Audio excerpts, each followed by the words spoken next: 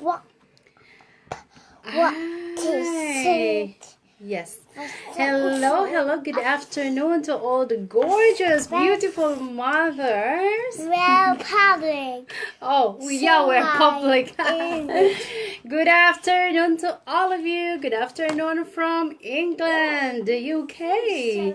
Good evening to all the people who are in Southeast Asia. Good morning to those people who are in Canada and in the USA. If you don't know me yet, my name is Jade Locke and we are from the UK. And I am a mother. I am a mother of 2-year-old EJ. At the same time, I am a digital entrepreneur. I help people start their own online business from scratch. So if you are a mother and you want to have another stream of income, you want to change career, just send me a message and maybe I can help you with that. And yeah, today is a very interesting topic that we're going to talk about. We will be talking about food again, but not only the food, what is the right food, the good food, but food that is a substitute for antibiotic. So it's really interesting. I'm not a doctor of medicine, though I am a doctor of education. I am not a dietitian. I'm not a nutritionist. I am not a medical practitioner. But I'm just sharing to you my experiences, taking care of EJ and what we did. That until up to now, EJ never had experience having antibiotic at all. So we will share to you of what we did with EJ. That we did not give him antibiotic. Okay, let's dive into it. I'm sorry. I apologize if EJ will be screaming from behind. Cannot help it. That is motherhood. Hi Jasmine. Okay, if you are watching this video, let me know, and wherever you are in the world and you will be watching later for the replay, let me know as well. And if you are a medical practitioner, let me know. If you are the parents that want or giving your child organic food, let me know. I want to know who are in the house that are the same with me, giving kids only organic food. And if you are parents that are giving your children no antibiotic at all, let me know. Yeah, I want to connect those parents that are like-minded. Let me know later so we can chat a little bit more. Okay, let's go into it. We know that as parents, we really give everything to our child, the best that we can. How expensive it is, how sometimes tiring it is, we have to do and give the best to our child. But giving the best doesn't mean that giving everything, right? Providing the best health information in the world is expensive. So this one, giving and sharing you information, this is all free. This is all free, and I hope that we will be able to help other parents out there that instead of going to the hospital or spending a lot of money for medicine, you have your own cure and medicine from your own backyard. So please listen to this. Prescription antibiotics such as penicillin have helped people to recover from otherwise fatal diseases and conditions since the 1940s.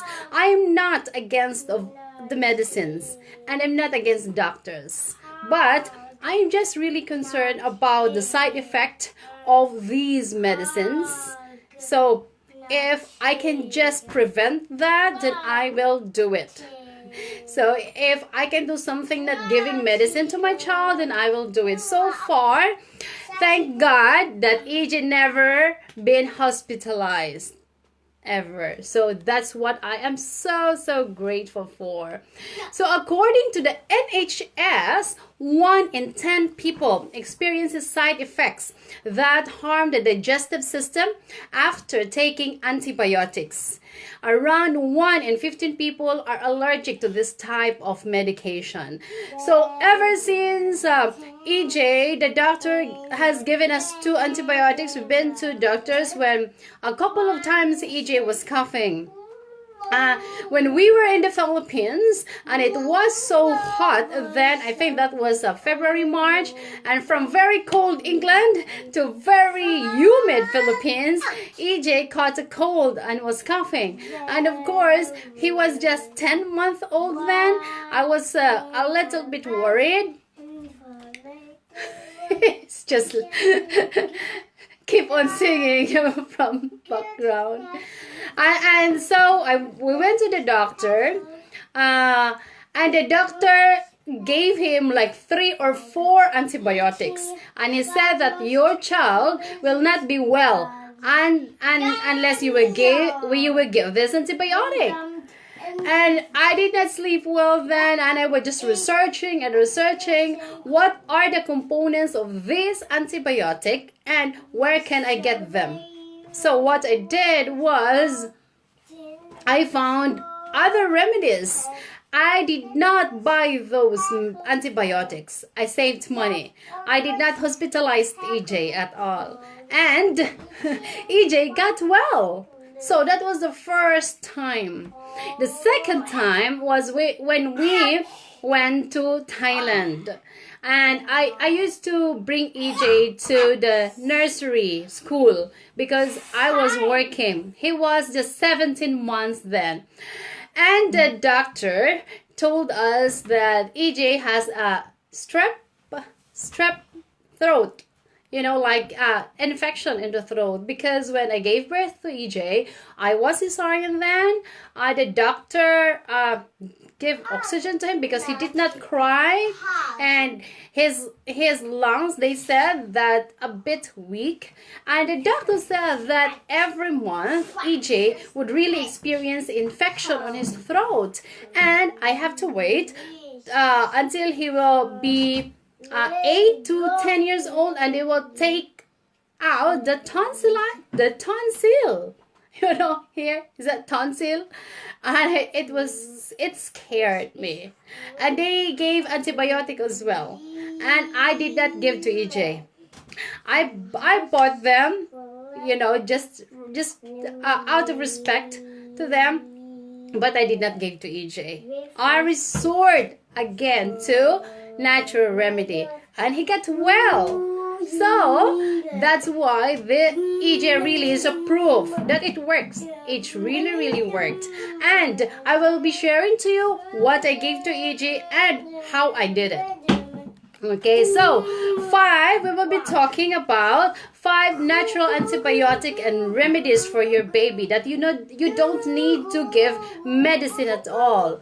First is for cough, because kids are really susceptible to cough and colds. Keep on singing. Babies are very susceptible to cough and colds.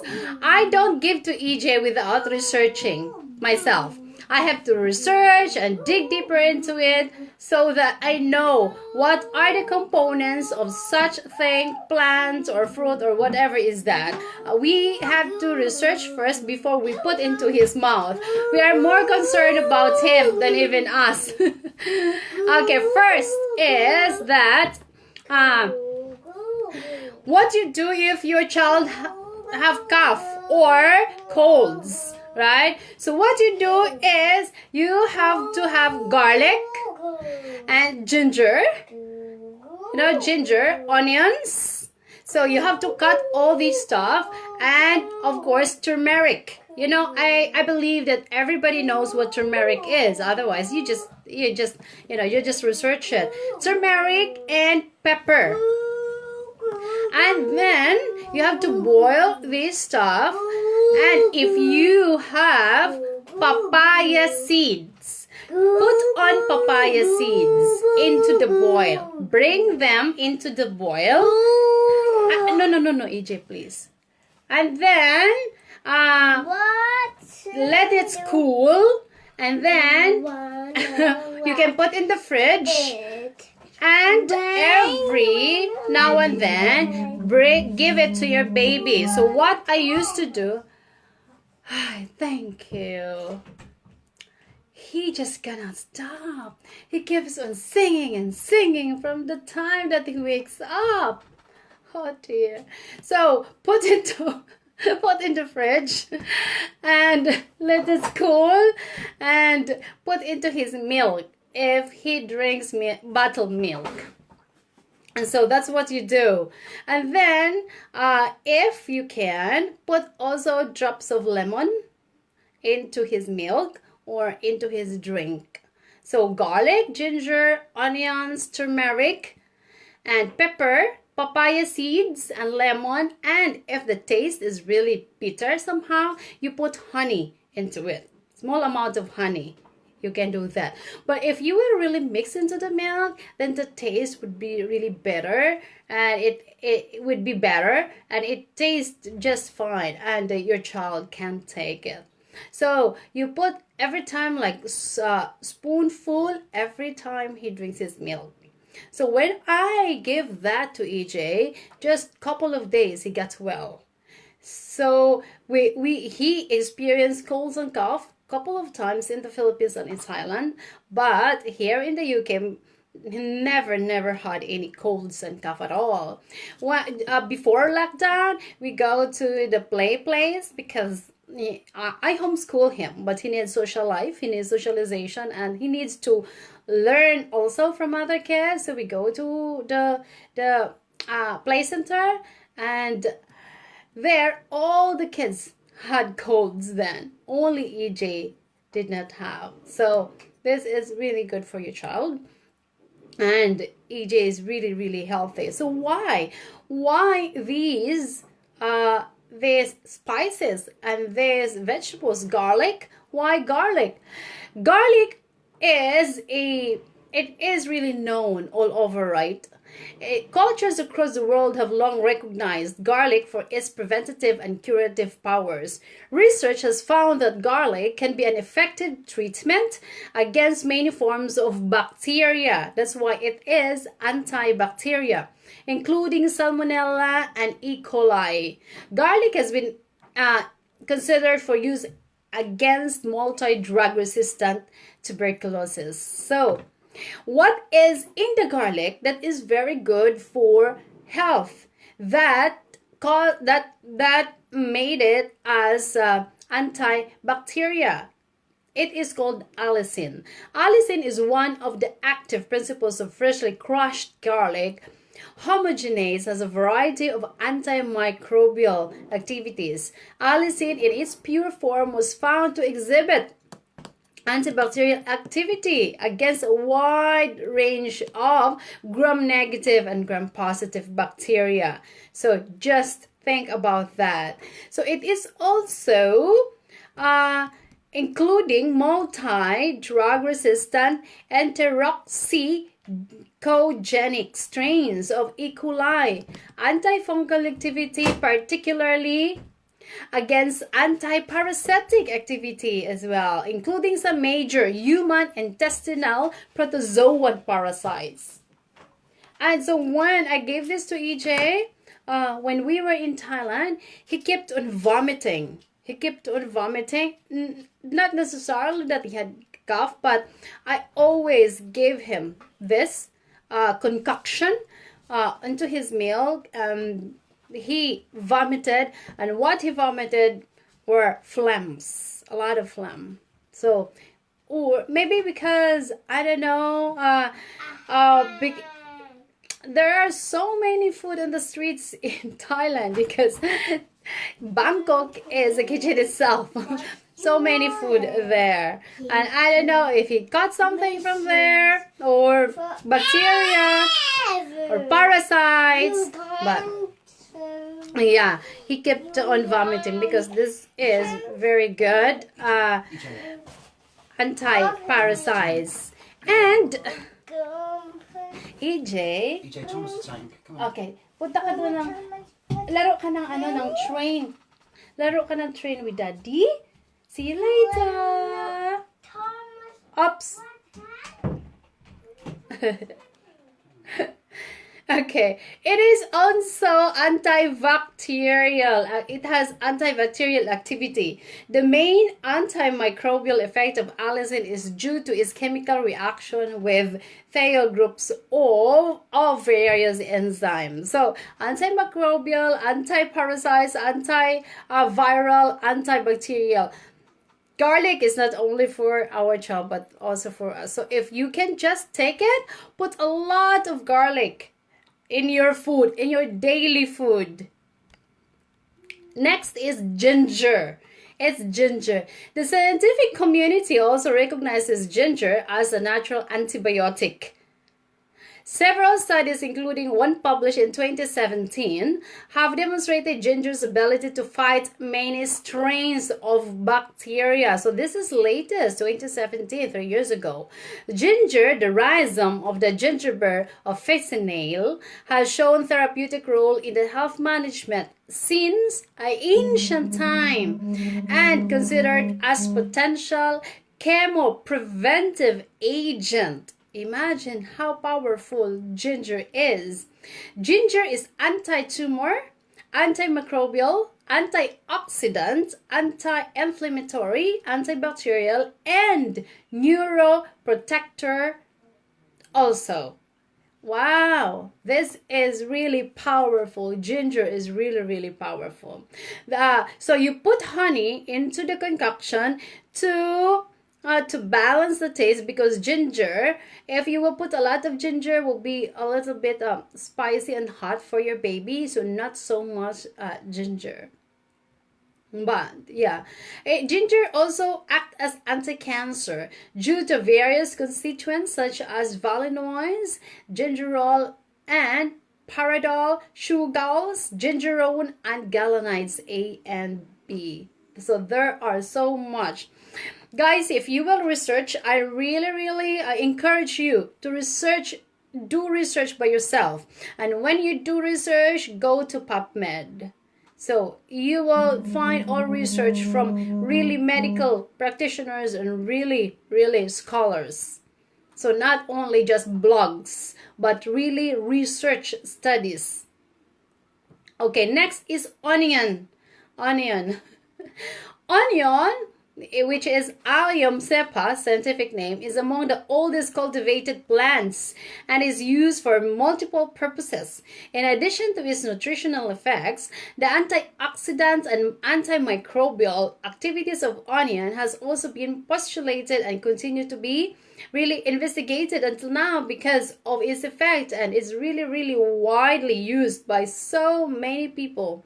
In addition to quercetin, onion produces allicin as well. So there's allicin in onion, the same with garlic, and also quercetin. So there's two, which is sulfur containing volatile compound and exists in intact onion. So not really, scratch.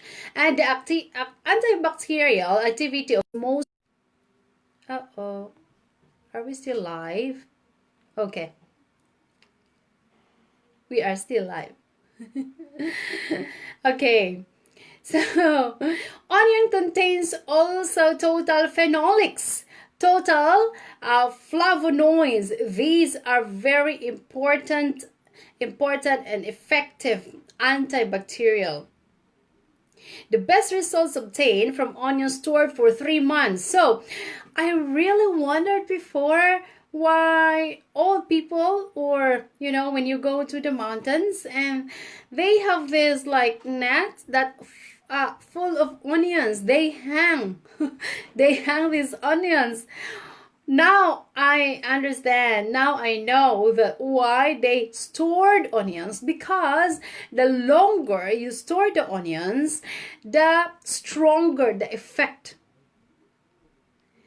So the best result is when the onion is stored for 3 months. So that's long, right?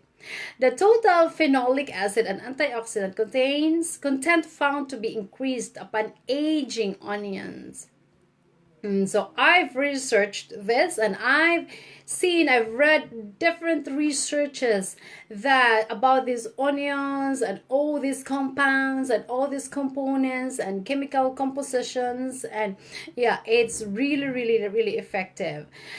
And so another thing that you can do with your onion is which we used to do, and it's not only helped EG but for us as well, is you grate the onion and left to stand, and then put inside not inside, yeah, put on a bowl, put it in a bowl, and then put it under your bed or beside your bed, a lot of onions, and put inside the bed. The red onion is better, which is really potent, which is really more effective. So great, but remember this, grated onions should not stand at 37 degrees for 48 hours, because if you stand the onions, if you let it stand for 48 hours at 37 degrees, which is very hot, there will be no antibacterial activity anymore at all. So keep it cool, so that the chemical activity will still be there in the onion. Okay, next is turmeric.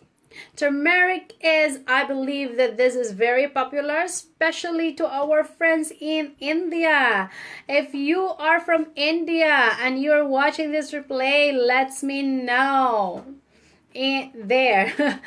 Just message me if you are from India and you always use turmeric. Let me know. I like turmeric. I think this is really powerful. This is really miraculous spice. We can put turmeric into our face. It is anti-inflammatory. Yeah, very good. Turmeric is the curcuma longa, scientific name, which is extensively used as spice, food preservative, and coloring material in India, China, and Southeast Asia. It has a wide array of biological activities: anti-inflammatory, wound healing, anti-cancer, and antibacterial. Curcumin is a bioactive substance from turmeric. So I know that we have a spice cumin, right? This one, the active ingredients of substance of turmeric is called curcumin. That's why turmeric is very good. So whenever I cook or marinate something, I put turmeric on it. It's really good. Okay, we also have turmeric capsule. We use turmeric capsule for pains and aches there. Turmeric. Next is honey. This is the time of Cleopatra. Honey is used. You know that mummy in Egypt, they found honey, and so they put honey so that it will not be decayed. It is a very good preservative. Since the time of Aristotle, honey has been used as an ointment that helps wounds to heal and prevents or draws out infection. So it is for infection, honey is. Healthcare professionals today have found it helpful in treating chronic wounds, burns, ulcers, bed sores, and skin grafts. For example, there is a study in 2016 that demonstrates that honey dressings can help to heal wounds. So if you have some wounds there, use honey. That is your best treatment. The antibacterial effects of honey are usually attributed to its hydrogen peroxide content. We have the hydrogen peroxide, right, to cleanse the wound. right? Do you know that? Well, honey has hydrogen peroxide. Can you imagine that? It's natural. It's from the food. So why buy hydrogen peroxide chemical? Use honey. However, here we have manuka. Manuka honey fights off bacteria, and that which is very popular here in England. There is a study also in 2011 reported that the best known type of honey inhibits approximately 60 kinds of bacteria. Wow, 60 kinds of bacteria. It also suggests that honey successfully treats wounds infected with methicillin resistant Staphylococcus. So this is the MRSA, Staphylococcus aureus. So we better give honey. But like what I've shared to you last time, that we just have to be careful of giving really honey, just only honey to our baby, especially younger than 2 years old. But if you will put it in concoction, it will just be fine. Okay, next is pepper. Pepper is not only used as a spice, but also as a medical material. Pepper extract contains alkaloid terpenes, flavones, and volatile oils. Remember that. Example, piperine that exhibits sedating, detoxification. So this is for detox. Pepper is. And hypotensive and anti-cancer activities.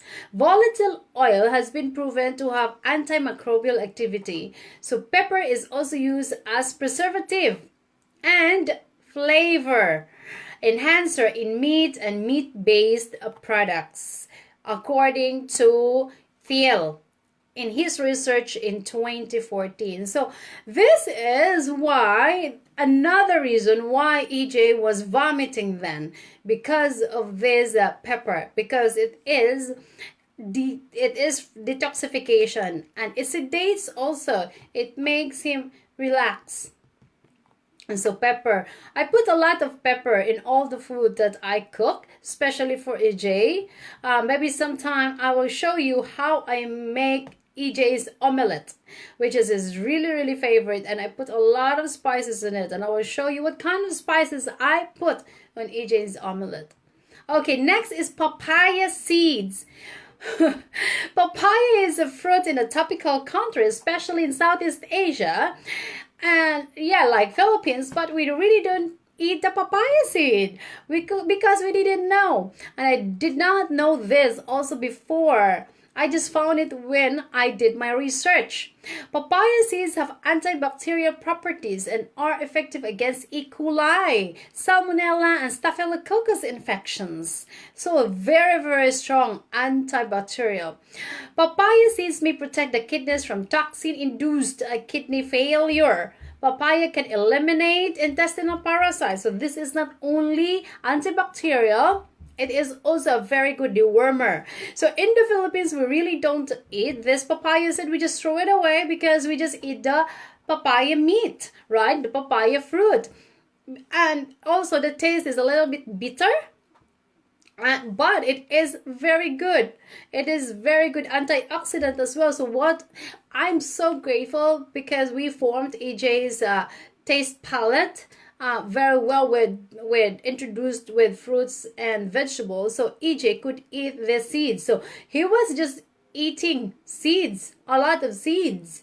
So you can just give the baby, and even us, because it is anti-dewormer. You don't really need to crush the seed into your mouth because you can taste the bitterness of it. You just swallow it. But there is a limit of it. You can just take like 10 to 15 seeds a day. Yeah, do not like overdose because it's too much. Yeah.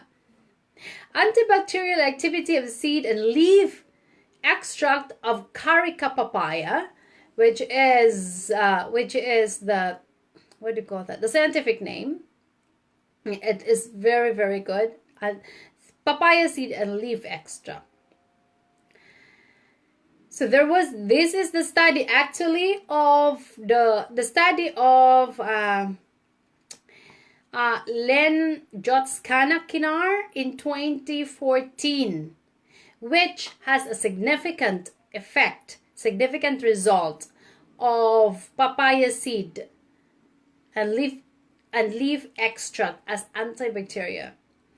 And another, this is very interesting for our friends in Nigeria. Shout out all our friends from Nigeria. If you will watch this later, there is a study of Kelechi Obi from Abia State, Nigeria, 2018, very, very recent.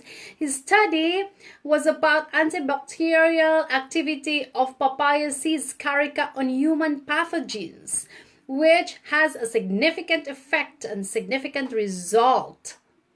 Awesome.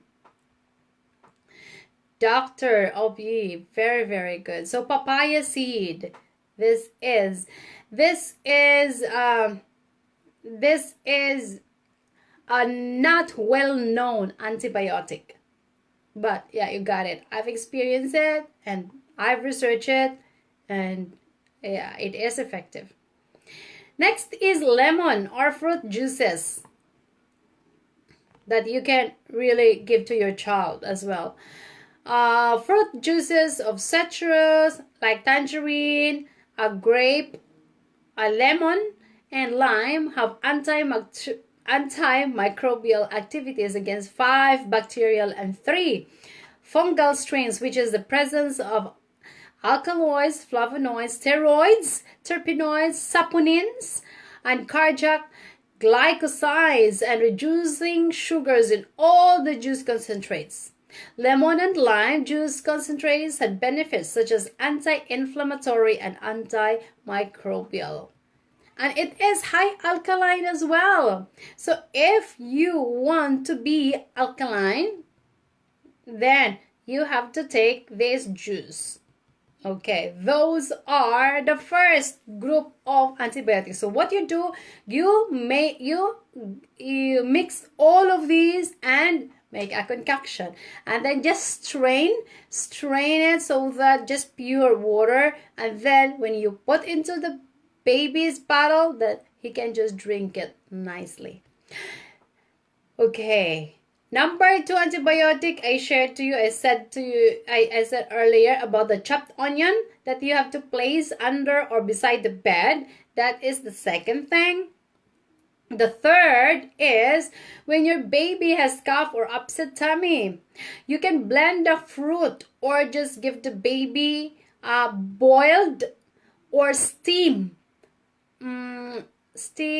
vegetables, which is number 1 is moringa.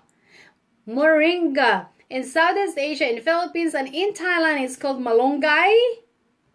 And we also have capsule of these, the moringa and other leafy vegetables. What I used to do with EJ when we were in Philippines is that I just steam this moringa or this malunggay and another vegetable, alugbati,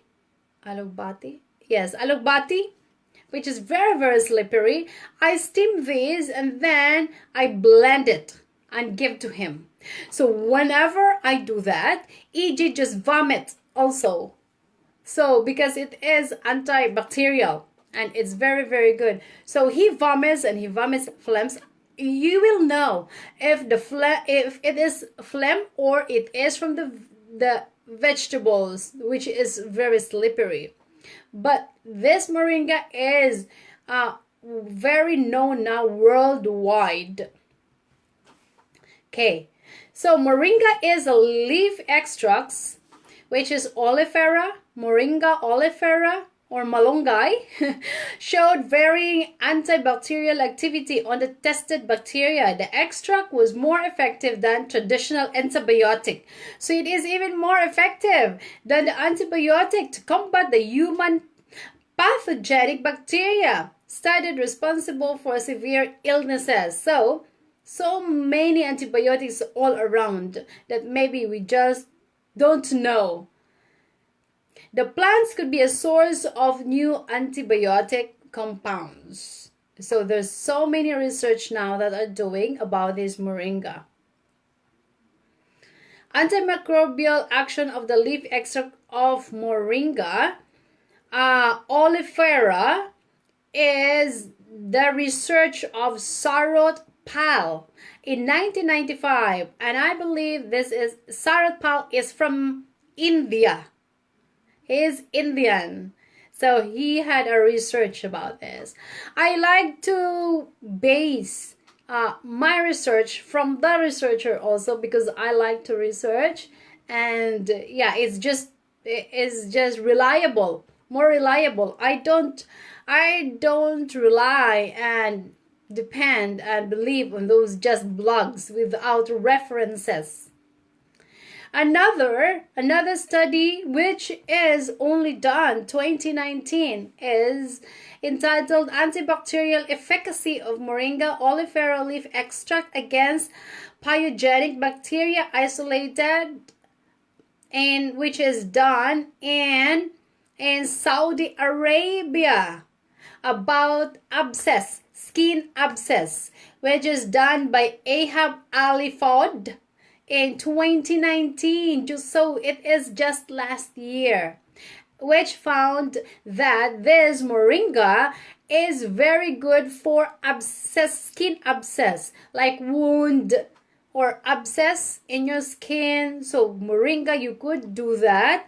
If you have a cut on your skin, just use the moringa, the malunggay. And moringa is very good for soup.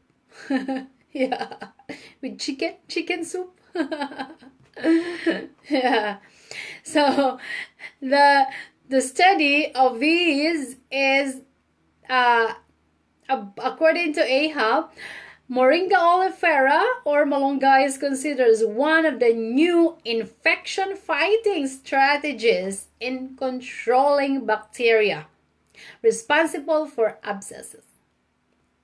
So there you go. But unfortunately, we don't have this moringa in the UK. But I have friends in Hawaii that they have lots of moringa in Hawaii. I don't know if we have some mothers here from Hawaii. Shout out if you are. Okay, next, number 4. We're almost done. Number 4 is oregano. Oregano. Use oregano in all food that you cook as well. Some believe that oregano boosts the immune system and acts as antioxidant, which I am one of them. I believe this, really. It has anti-inflammatory properties as well. So this oregano has natural antibiotics, especially if it is oil. But you know, where does oil come from? From the leaf. So just eat the leaf. Oregano. Number 5. So oregano is very good in cough. So if you don't have oregano fresh leaves, that you can just boil that and the water, give to your baby and drink it. But if you don't have leaf, that just have this dried oregano and leaf, and then just put into all your food. Prevention is better than cure. So you put a lot of garlic, a lot of onions, a lot of oregano, a lot of turmeric in your food, then you will be prevented from all these coughs and colds. And if you just mix it with all the food that your baby is eating, that they cannot identify and taste the distinct taste of all this stuff because it is mixed already, then you are a super mom. Number 5 is the wormer. If your child is suffering from these worms, then give papaya seeds and mixed fruits, which acts as the wormer. So those are, guys, the natural antibiotic and natural remedy for your child. So if you have cough, and if your baby has cough and goes and uses, and another thing is the leek. Like, you know, there's sibuyas. If your child does cough, then put that steam, that leaf, and then what do you call this? Massage it so that the extract will come out, and then put at the back of your baby until while your baby is sleeping, until it will dry. And that is very effective as well. So there you go, guys.